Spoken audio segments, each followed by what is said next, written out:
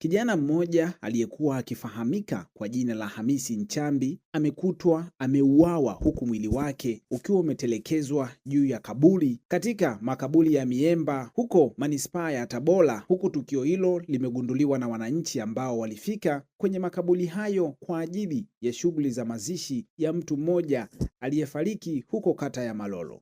Kwenye msiba wa marehemu ambaye amefariki Malolo, lakini wakati huo tuko kwenye harakati za kuzika, watu walikimbia huku na mimi pia nikashiriki kuja kuangalia, tukakuta ni mwili wa huyo dogo. Fikia jana tulikuwa naye mpaka jana.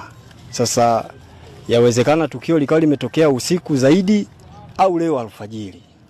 Kwa sababu mpaka muda huu mimi sijamuona, nilikuwa na mimi na harakati zangu, nimerudi nikaa sijamuona. Sasa nimekaa muda huu ndo wanakuja wenzangu wanalia, wanasema Ngosha wamemuua. Kwa kweli wameua kikatili sana. Binadamu tumekuwa na roho mbaya sana. Ni kijana ambaye ametoka kwao Nzega kijijini kuja kujitafuta kimaisha. Yeye ndo tegemezi kwenye familia yake. Kwa kweli ameua vibaya sana. Tunaomba serikali idhibiti, maana huu ni mwili wa pili sasa ndani ya kata ya Malolo. Mwili wa kwanza uliogotwa juzi kati ni kijana wa Isevi, lakini aliuawa Isevi akaja kutupiwa majaruba ya Malolo, na huyu kijana sasa ni wa huku Zunguni na ameuawa.